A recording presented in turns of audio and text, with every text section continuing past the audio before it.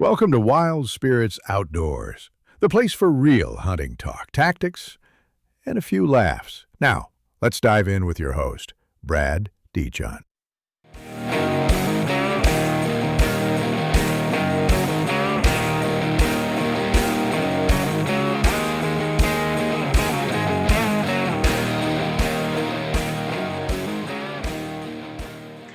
Hey guys and gals, welcome back to Wild Spirits Outdoors. I am your host, Brad Dijon, and if you're listening on the day of the drop, today is Tuesday, August 26th, 2025. I hope everybody had an opportunity to go out and enjoy some beautiful weather over the weekend. I know some of our friends in Tennessee had the opportunity to go out and partake in the velvet hunt over the weekend. I'm excited to hear from those folks, see if anybody had any success. I've seen some pictures popping up on Facebook of some beauties getting taken. So I hope those guys that got to go out and do that, guys and gals that got to go out and do that, had a great time. And I look forward to seeing some successful hero picks.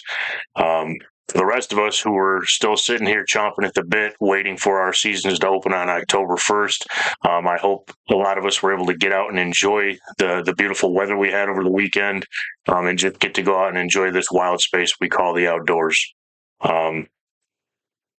If you're listening on the day of the drop, I actually recorded this the day prior, so I recorded on August 25th. Usually I try to record on Friday or Saturday before the Tuesday drop. My weekend was quite busy. Spent some time with the wife, moved my daughter back into college, go Cougars, Cleary University. Excited for her to join the rest of her softball team and embark on her sophomore season in college. Also got to enjoy the celebration of my granddaughter's 4th birthday. So had a fun-filled weekend. It was great to spend time with the family. I did manage to sneak out yesterday after church and prep some food plots because it has been a very, very weird season leading up into the fall season with the injury to my arm. My side-by-side has been in the shop being repaired since May. I still don't have it back, and I'm hoping maybe this week I do get it back so that I can actually get out and do some spraying this week and get my food plots planted before too much longer here, because we're starting to run out of time. But yeah, it's been a wild spring, wild summer leading into fall. But I'm excited. I'm enjoying it. I had a guest lined up, and we were trying to make each other's schedules work. Unfortunately, this time of year, people have a lot of things going on. Kids are going back to school. People are trying to get in last-minute vacations before school season starts. So there's a lot of schedule conflicts that can arise this time of year. So we do not have a guest this week. However, I kind of want to just put together a little bit of a BS session, if you will. Just kind of talking about that late summer. Deer patterns are going to start changing. Food sources are changing. So I want to talk a little bit about that. Before we get into it, though, just another quick reminder, we do have Wild Spirits Outdoors merchandise that will be coming soon. Stay tuned on Facebook and Instagram for more updates and some teasers. Still working out some of the layouts of the designs, but I think we're going to have some pretty awesome stuff out there, and I'm excited to bring it to you. So again, if you're enjoying the show, if you're enjoying what we're doing, when this stuff does come out, hit me up. If you'd like a shirt, let me know. I'd love to get some of this merchandise out there. This stuff is all going to be made here in West Michigan at my house. Again, this is not me trying to go out and make a quick buck off of you guys. This is me trying to put money back into what we're doing, build this up, and just continue to make it better and better. So I'm excited to get that out. There will be some teasers coming. I know last week I said some teasers would come out. Just haven't got the designs quite where I want them yet, but they're coming. So stay tuned for more on that. So yeah, let's just kind of get into it. It's going to be a weird BS session because it's just me BSing with you guys. I don't have anybody else here to bounce anything off from. But let's talk about it. the past few days, the weather in the morning has just been, wow, man, you walk outside, you feel that cold air, and you just take a deep breath in and you feel it like deep in your soul. You know it's coming. And it's always an exciting time of year. Now we're obviously still going to have some warmer days popping in here and there, but these low humidity, lower temperature, even when the temperature is getting up, into the lower 80s, with this humidity finally cutting down here in the Midwest, those temperatures don't feel so unbearable, and these cool, crisp mornings just get you fired up. I'm excited. I know I'm not going to be hunting with a bow and arrow come October 1st, but I will be out there with a camera. And like I said, I'm going to try to get some people out on some deer. So I'm still excited for it, and I'm still excited to see what the early part of the season can bring to many folks out there. Um, a lot of people seem to kind of overlook October. I love October. I love that first week of season. Excuse me. There is such thing as an October lull to an extent, right? I mean, the deer patterns definitely shift. The bachelor buck groups are breaking up. Um, there's not as much movement necessarily.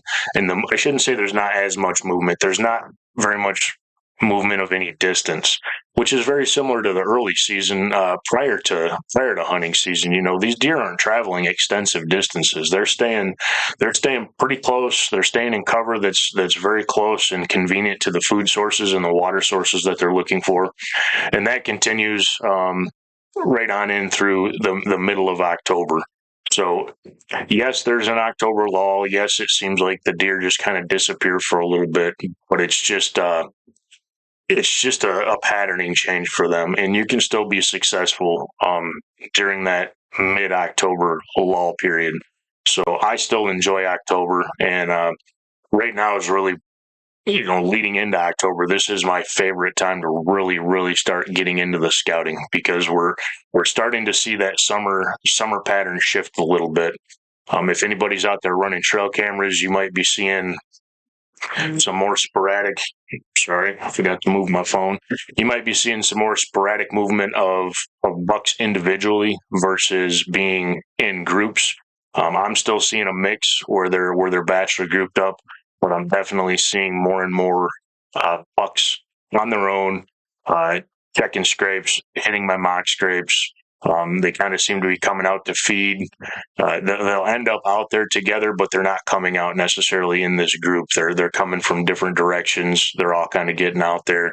Um, they're still hanging out. They're still broing out a little bit, but you can tell they're starting to get a little bit tired of each other. I'm getting some great pictures of some sparring going on.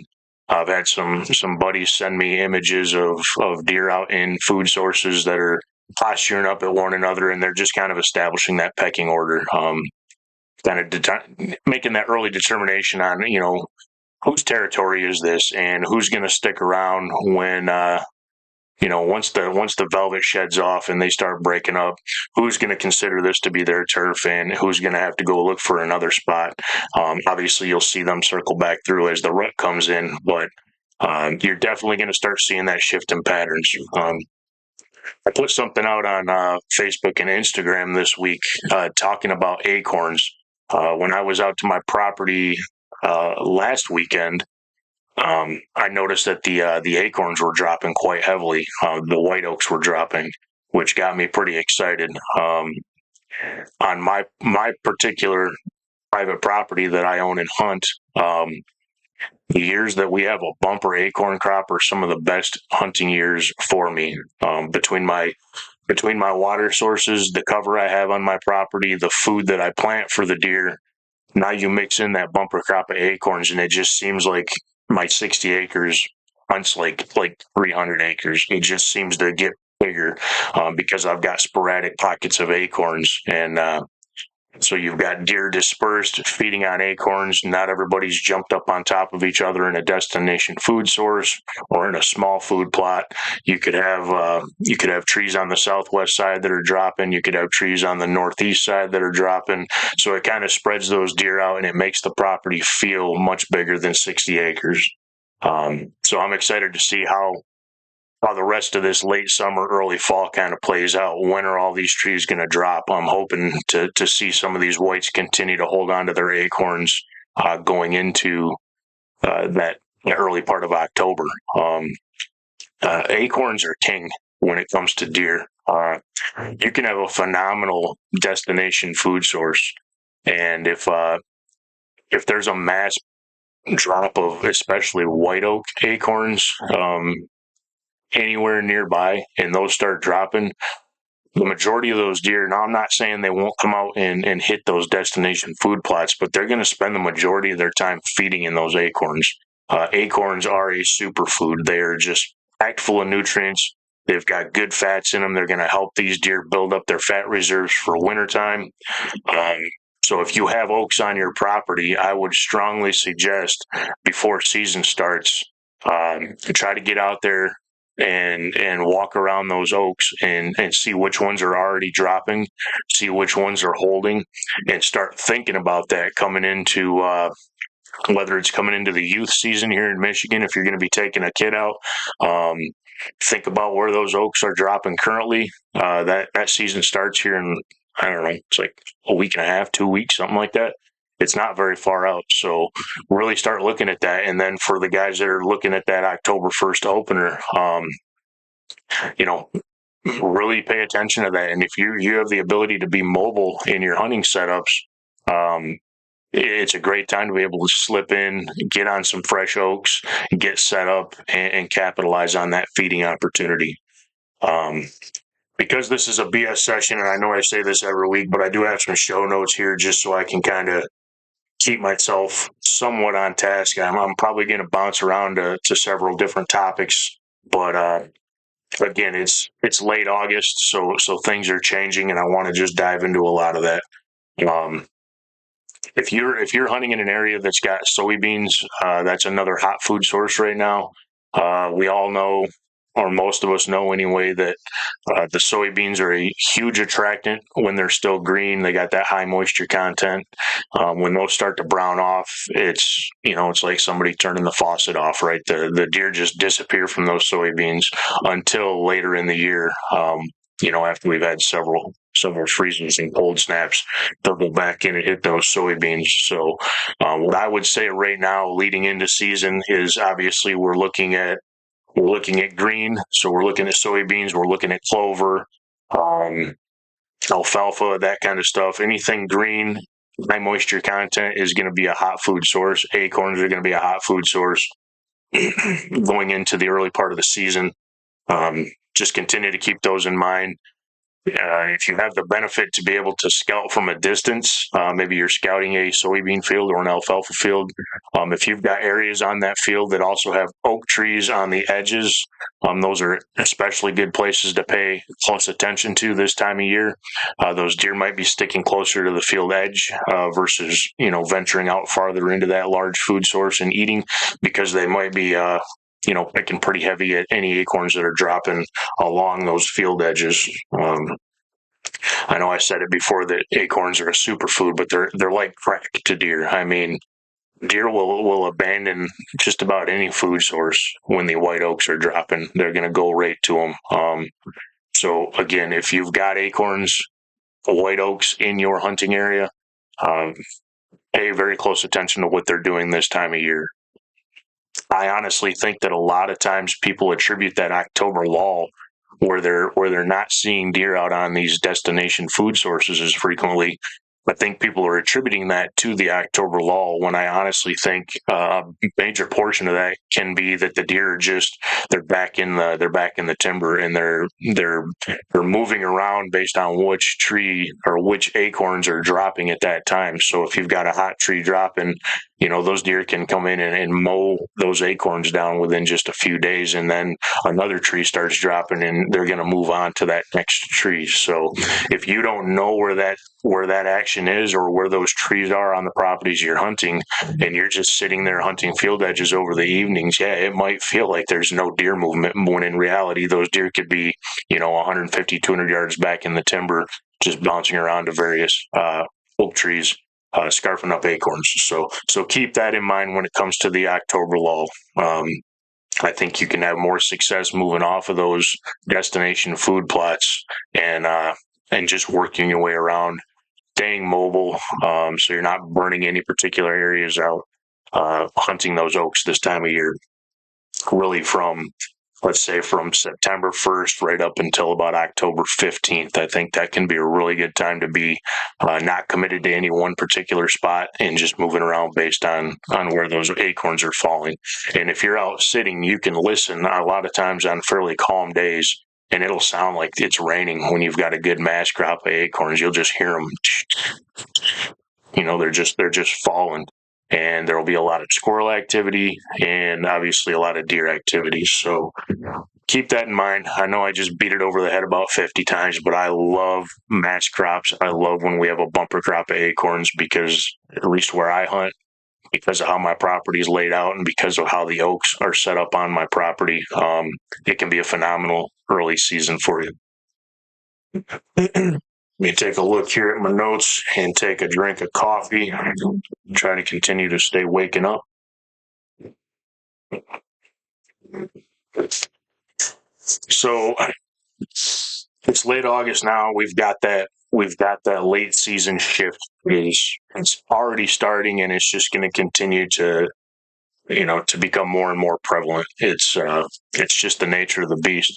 It can be a bummer because we love that late season scouting. We love to go sit on field edges and glass these bachelor groups where you might have 3, 4, 5, 10 bucks all hanging out together, and you can really see what the area's got for deer. You can start picking out, ones that really get you fired up, and you can look at ones and say, it'd be awesome if that deer could get another year or two. So you get to see that, really everything that the area's got to hold, as far as bucks go, and also what your doe populations are looking at. Don't overlook that this time of year.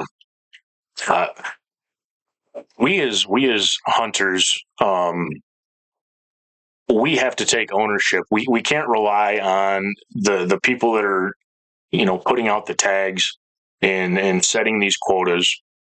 Excuse me. We can't rely on them to tell us, how many does need to be taken from our hunting areas. That's something we as hunters have to be cognizant of and know what's in the area. And now, I'm not saying if there's no doe tags available for your area and you're not allowed to shoot them, I'm not saying go out and poach does because you're seeing a bunch of does. What I'm saying is, in areas like where I live and where my hunting property is, where I can go get just a ridiculous amount of doe tags, I have to take it upon myself, as do my neighboring properties of hunters, and we all have to look at the deer herd collectively and say, do we have enough does to really get in here and do some management on does and take them out to adjust the surplus? Personally, where my property is, I don't have a very heavy deer population to begin with. I don't have, a massive surplus of deer where my property is. I have a healthy deer herd, but I don't have a massive deer herd. So, I have still not, since 2017, I have not taken a doe off my property. So this is my 8th season hunting that property, and I have not yet taken a doe off from it. I know some of the neighboring properties have taken some, and it seems to be keeping the herd fairly well balanced. But personally, I'd like to see a few more does in the areas that I hunt. When I look at the buck to doe ratio where my property is, I'm sitting probably at 2 bucks to every doe. I would like to see a little more of a balanced out volume there. Maybe like 2 to 2 or 1 buck to 1 doe ratio, just so that I could, put a little more meat in the freezer. But having said that, I have plenty of opportunities, and I'm blessed to be able to go and hunt multiple locations. So I don't have to rely on just my property for putting meat in the freezer. I can go to places where there are surpluses and take advantage of that as well. So just a reminder, I know it probably goes without saying, and a lot of people are probably going, yeah, we know. But I just want to reiterate that, we need to really look at that. We need to look at what the deer volume is, what the herd ratio is looking like, what is disease doing in our areas. I'm hearing a lot out of southwestern, let's just say southern Ohio, West Virginia. I'm hearing they're getting slammed with EHD. If you live in that area and you have any information on that, drop a comment. Let me know. I'd love to know. Um, what people are actually seeing. I'm seeing some pictures popping up, and I'm hearing a lot of rumblings that EHD is really, really bad in those areas this year, and people are finding a lot of dead deer. Um, Having said that, folks that hunt down there, they need to look at that and make a decision. Uh, are we going to hunt here this year? Or maybe we have to look to go someplace else and hunt and give this herd uh, a little reprieve and let the ones that are surviving, bounce back and let's see if we can get um, this balanced back out. Oftentimes, EHD can be it can be nature's reset. And I'm not saying this is the case everywhere and all the time, but if deer numbers are getting out of whack and the surplus isn't being taken out by hunters and by predators, nature has a way of balancing things out itself in the form of things like EHD. So um, that just means as hunters, we have to really look at the areas that we're hunting and make the determination on, when something like EHD comes in, do we even hunt this area, or do we just let the EHD run its course this year, and then start going out and picking up intel on what actual deer numbers that were lost look like and what things are looking like leading up into the next season. I've been blessed where my property is. I've never had to battle with that. I've never battled with CWD or EHD. So I've been fortunate in that aspect. But again, like I said, I don't have high deer numbers either. I have relatively low numbers, and I have like I said, a 2 buck to 1 doe ratio. I feel is quite accurate for where my property is, and I communicate regularly with some of the properties around mine, and I think we're all on that same page as far as what the deer numbers look like, and we make adjustments accordingly. There's some outliers, like I said. There's guys out there that are just that they've got 10, 40 acres there to hunt, and they go out there to put some meat in the freezer, but they're not out there whacking every single deer that comes in. They're taking a deer or two, whatever it is, as long as it's legal, and I'm fine with that. That just means I'm not going to take that doe that comes out in front of me if I'm not seeing that many does. I'll leave that for somebody else's opportunity, or maybe she'll make it, and going into the next year, she'll supply another 2 deer, a couple of fawns to the population, and just monitor it year after year. That was a long tangent on something I didn't even intend to go into, but I think that's important. So back to what I was talking about is we're getting into this September transition. Just because you're not seeing as many deer moving out into those destination food plots or destination food sources, like I said, doesn't mean you have to give up on glassing. Glassing's still a great thing to do if you have the ability to do it. Just don't be surprised when you're not seeing as many deer. But what you can start seeing is you might start seeing which deer are kind of taking over as far as territorial, who's taking claim to certain areas. So as these bachelor groups break up, you might start seeing that instead of having 6, 7 bucks all coming into this field together, you might start seeing 2 or 3 bucks on this large expanse of ag field, and they're kind of spread out from one another. So now likely these 3 are kind of shifting and moving and taking their territorial stakes to certain areas, and some of those others might have to go for a walk and go find a new place to take over. And then oftentimes again, when we start getting into the rut, all that will converge again, and bucks are going to be moving like crazy trying to find more does to breed. So don't give up on scouting via glassing ag fields and destination food sources. Just start looking closer at what's coming out, where they're coming out, what times they're coming out. and that's going to help transition into that early portion of the season. It'll start helping you figure out, if you're really paying close attention and you're seeing where they're coming out to that food source, they're still not traveling far. So if you've got one that's coming out on the northwest corner of the field, either through memory of what you know is to be behind that or through aerial scouting via Onyx or e-scouting of some sort, look back into the timber from where that deer came out and look for subtle features, whether it's a terrain feature or whether it's you know uh, a differentiation in what type of cover there is. Is the oaks up by the field edge, and then 75, 80 yards back, do you see a line where things transition, and maybe there's a brushy clear cut back in there, or there's a transition into some pines or something like that. It's going to help you establish the likelihood of where that deer's bedding at, because again, they're not traveling that far. So you can do that everywhere you see these deer come out, and you can start putting together that early season game plan for how to get between where they're bedding and where they're feeding. Another good thing to do this time of year is maybe start moving, if you're running trail cams. I know not everybody does, but those that do, start maybe moving those off from those destination food sources and field edges, and start moving them into funnels, into transition pinches, benches, and onto scrapes. When I was out yesterday, on Sunday, when I was out mowing and prepping some destination food sources, I had already had a couple of scrapes opened up on the edges of the food plot. So and I'm not talking they're just messing around with the licking branch. Like, I had opened up ground. So it's a good time to start moving those cameras onto those, and you can start developing a little bit more patternability of what these deer are doing.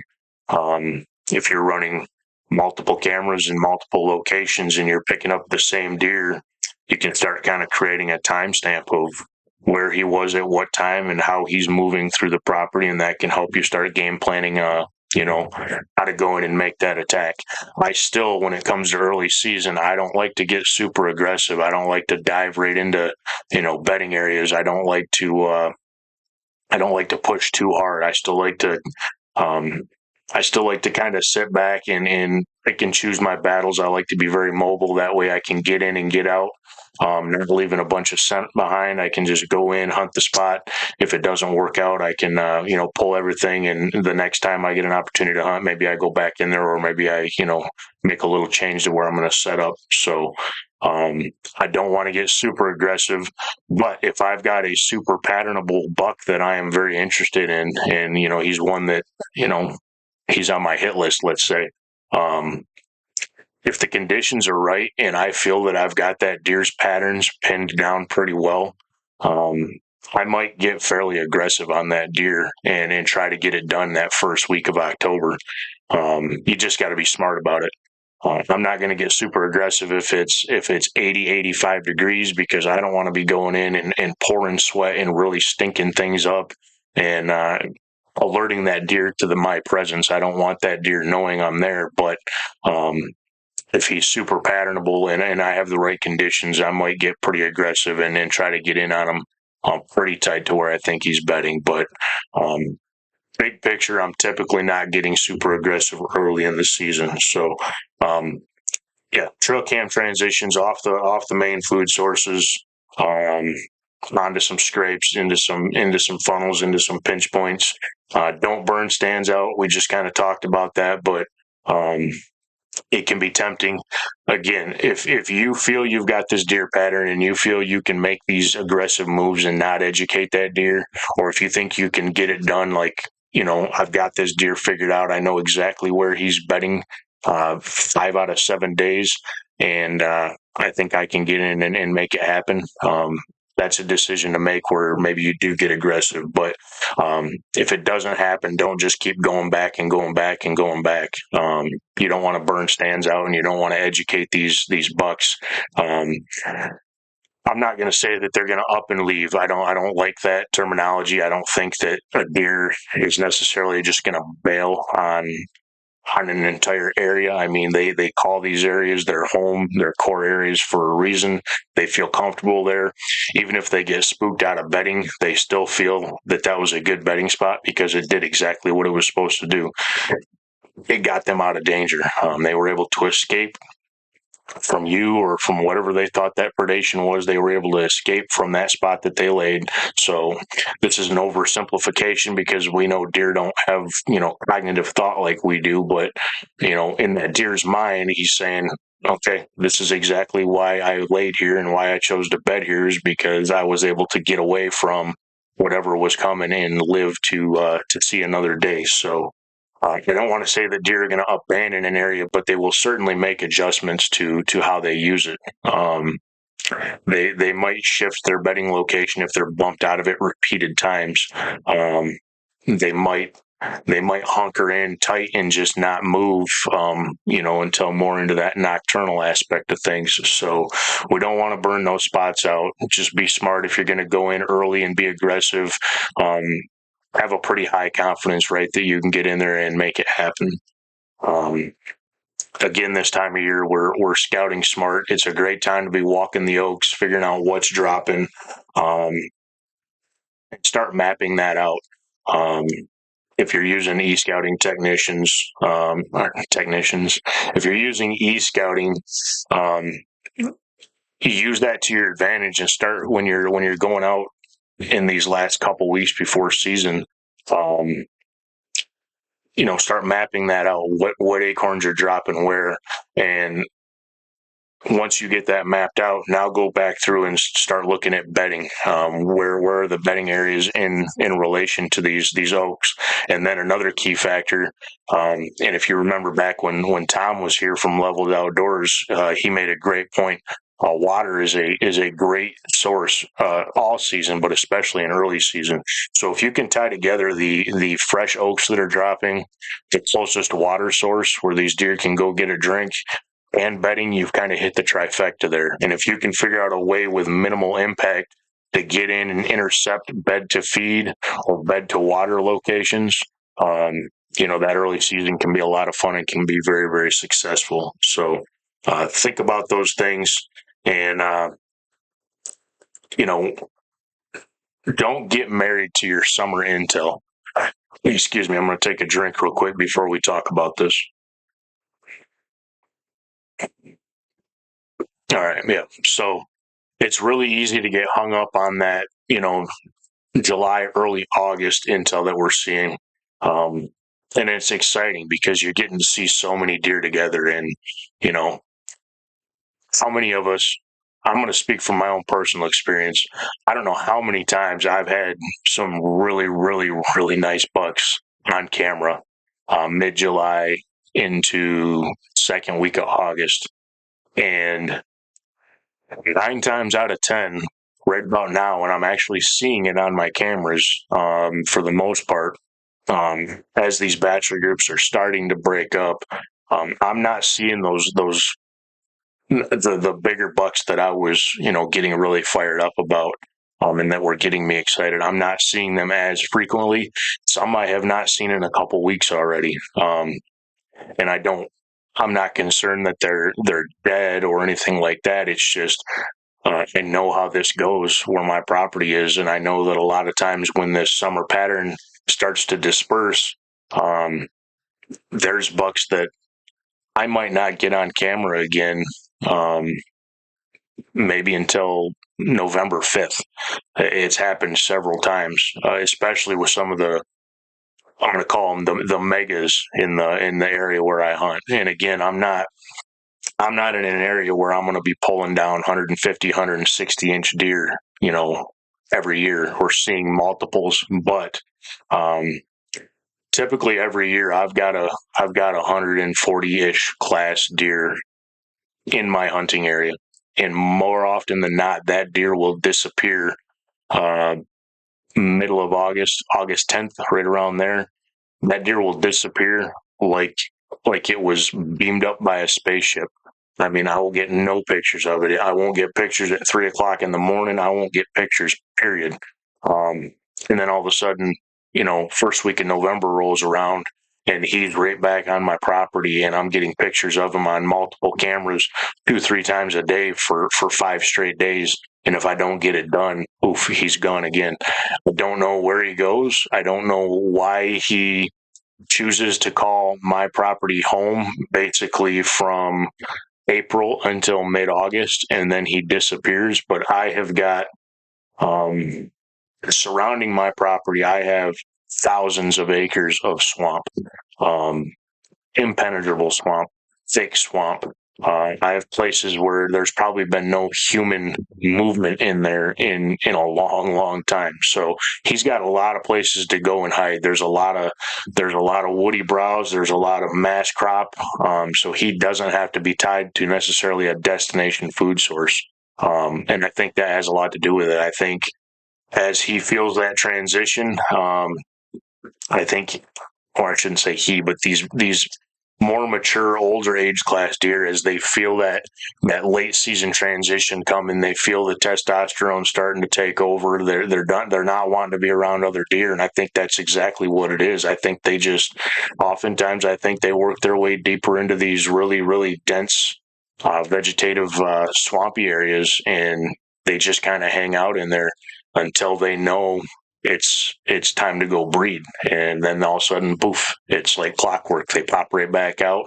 They breed as many does as they can, and then they move on to the next spot. And as season wraps up, they kind of disappear again. And then once we get into that late season, you might see them pop up here and there, primarily just to hit the destination food sources. So.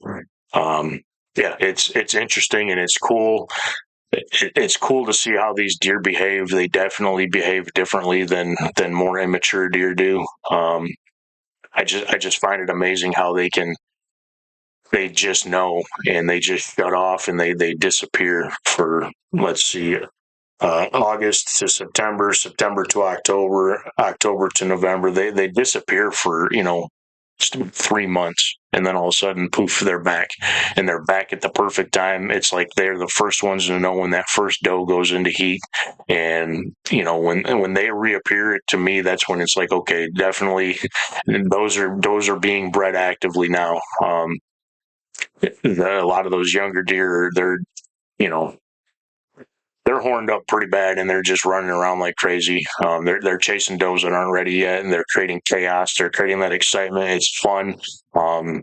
Once in a while, they might catch an early one and get the chase going, and next thing you know, you've got several bucks chasing this single doe, and you might all of a sudden have one of your bigger boys show up because he's aware of what's going on, or they run through the area he's at, and he ends up joining the chase. But it's just a cool thing to see the behavioral differences of these deer and how they act, and as they gain maturity and as they gain age, how wise they can become, until that peak breeding time, and then they turn into idiots again for a short amount of time, and that's when oftentimes we have our best chances of killing them is when they hit that crazy time. But again, you still have that early season. So if you have a nice buck that you've been watching, and he's still hanging around as these bachelor groups are dispersing, and he's still hanging around, early season is a great opportunity to get it done. Before things start changing, whether it's feed or human pressure, the more hunting that goes on, obviously, the more pressure, the more human intrusion into their living rooms things become, and that can drive these deer more nocturnal. So you just got to pick your battles and look at it from your position, and make the determination on if you think you can get it done early. But I just advise, if you're going in early, don't go crazy, and don't go uber aggressive unless you feel super confident you can get it done. And if you go over aggressive, and it blows up, don't think it's over. Just, I think at that point in time, you just got to back out of there and let that area simmer down and cool off, and maybe go hunt a different area for a little while, or just give it a rest for a couple weeks, and then get back at it. So, kind of bounced around, talked about a lot of different things related to this late summer. Um, but this summer patterning in a nutshell is just what we talked about. We're hitting that major transition now. The acorns are going to start really changing the way things are going. We're going to start changing deer activity. We're going to start seeing hard horn here probably within the next week. We'll start seeing our first shed velvet. Um, that's going to completely change things. Again, like I said, I'm already seeing bucks they're sparring a little bit. They're kind of establishing that pecking order. It's a little more than just playful sparring, but it's a little less than knockdown drag out fights, right? I actually got a picture, and if I think about it, I'll try to post this picture to this episode. I got a picture the other day, 2 nights ago, I think it was, and he's not a big buck. He's like a year and a half old, 7 or 8 point. It's a small rack deer, but um, he actually broke his right side. He broke his right main beam after his G2, and it's just dangling by the velvet. And I think he's the same buck that I saw in a different trail cam picture in a different part of my property. Um, I think he's one that I saw sparring with a larger buck a few nights before that. So I don't know if that's when it broke or not, but it's a good possibility. He also could have caught it on a branch or caught it on a fence or something. But um, it's just interesting to see that and see how their behavior changes towards one another. It's like a bunch of frat boys that have been hanging out and just having a good old time together. But after being around each other for so long, they're just starting to get tired of each other, right? So um, they're starting to push each other a little bit and trying to get on each other's nerves. So it's just a cool time of year. It's cool to watch that transition happen. Um, as this shift really fully kicks in, again, everything's going to change. Focus on those acorns in early October and through that October lull period. I think you'll have more success if you're able to target actively falling oaks during that October lull period when everybody thinks that the deer have just completely shut down and aren't moving. I again tend to lean more towards the fact that they are moving. They're just not moving out onto those major destination food sources until likely well after dark, if they are even hitting them at all. If the acorns are really coming down, they're probably just hanging out and feeding on those throughout the night as well. So um, this is the time of year for me that my scouting kicks into another gear. This is when my scouting is. I probably scout harder this last week of October and these next 2 weeks of September than I do any other period of time in the season, with a caveat that's on my home turf. I know my home turf well, so when I say scouting, it doesn't mean I'm going out and looking for, new honey holes on my property. After 7 years, I would hope I know my property quite well, but I'm still scouting my property very intensely. When I'm going out and moving cameras, when I'm going out to mow food plots, or when I'm going out to prep a new food plot this time of year, I'm taking advantage of that time to also walk around everywhere there's oaks on my property and start making notes and saving things on my e-scouting or on my aerial maps that I have. I start making notes of what's happening, what acorns are dropping, etc. Because if you don't do that and you say, oh, every 3 years this oak tree, just pick an oak tree on your property, this oak tree drops every 3 years. Well, maybe it does, maybe it doesn't, or maybe it dropped early and you're out there first week of October hunting a stand you've got over that oak tree, and you're like, man, there doesn't seem to be any deer activity and I'm not hearing any acorns. Well, maybe that tree dropped a week before season and 90% of its acorns were already dropped and the deer came in and scarfed them up, and now there's another tree 200 yards away from you that's actively dropping. So get out there and make notes of what's dropping and what hasn't dropped yet, and that can help you really narrow in that early October opportunity, or that September, depending on where you're at and when your season's open.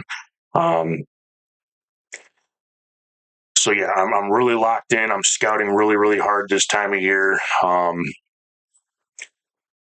I'm trying to be fluid, just like the deer are. They're wild animals. Things are going to change.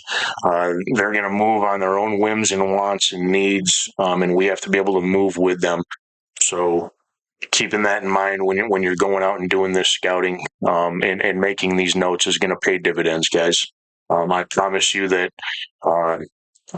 Hate saying I promise you, but if you have oaks on your property and they are actively dropping already, and you go out and you start really figuring out which ones have dropped and which ones are holding, and you put that into game plan when you get out there and start hunting, I think your odds of success are going to go up substantially, and I think you're going to have a more enjoyable early season / October lull in the woods than you would otherwise.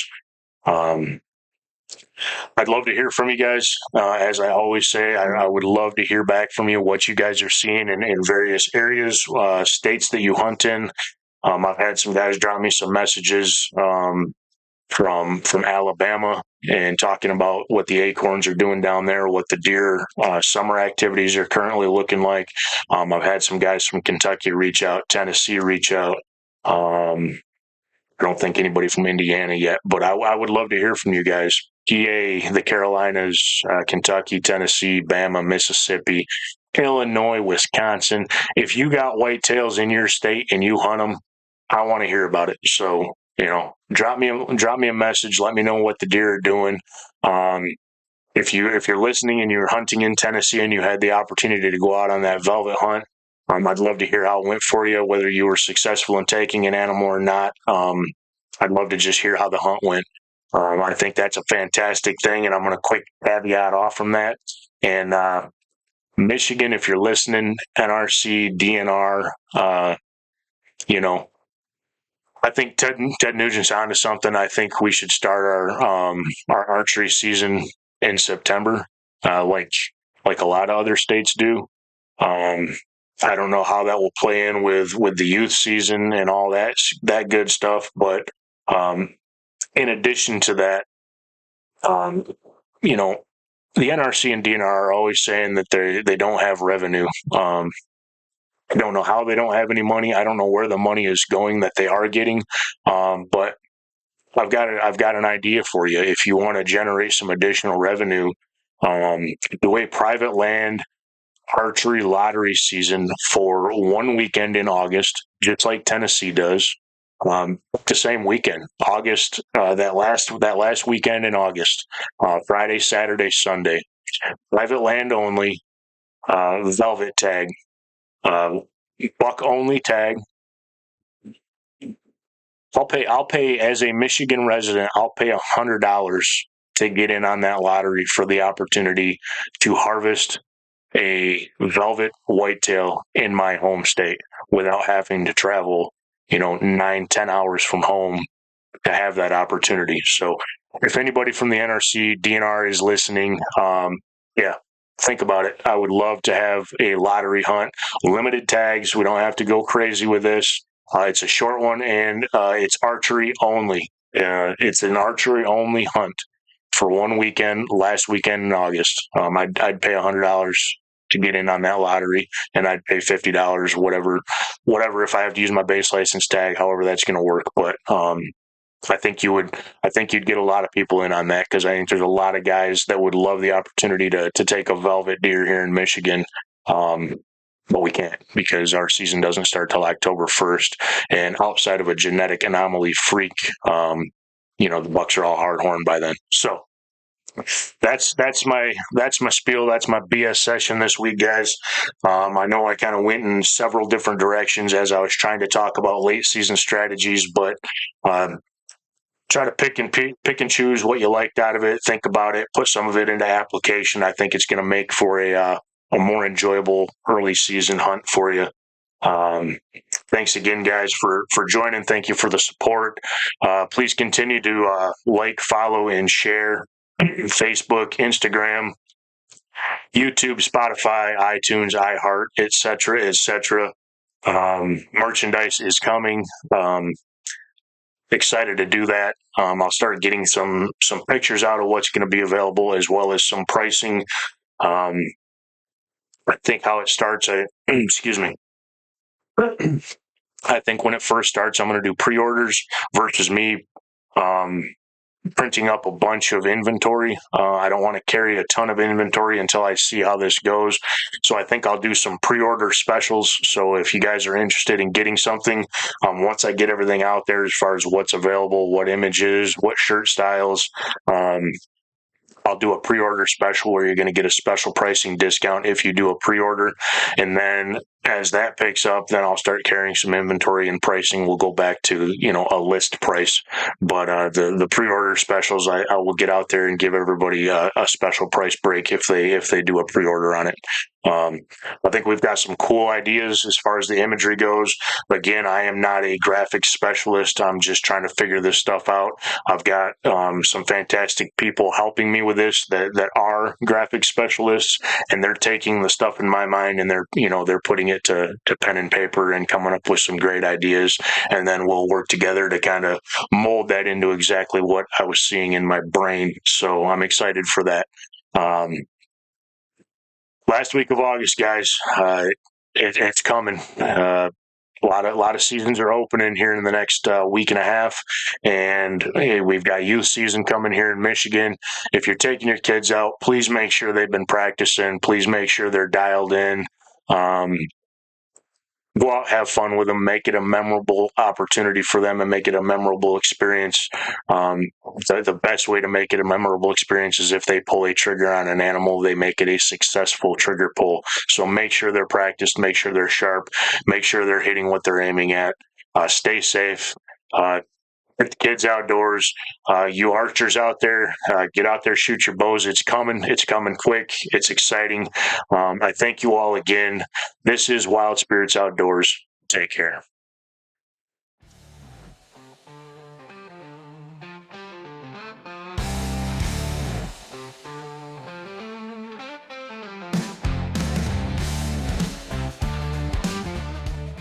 Thanks for tuning in to Wild Spirits Outdoors. We appreciate you joining us on this journey. Don't forget to like, follow, and share wherever you get your podcasts. It helps us grow the tribe and keep on chasing the wild. Stay connected with us on Facebook and Instagram at Wild Spirits Outdoors, and also on YouTube at Wild Spirits Pod. You can also head over to www.wildspiritsoutdoors.com for more content. Until next time, chase the wild, feel the spirit,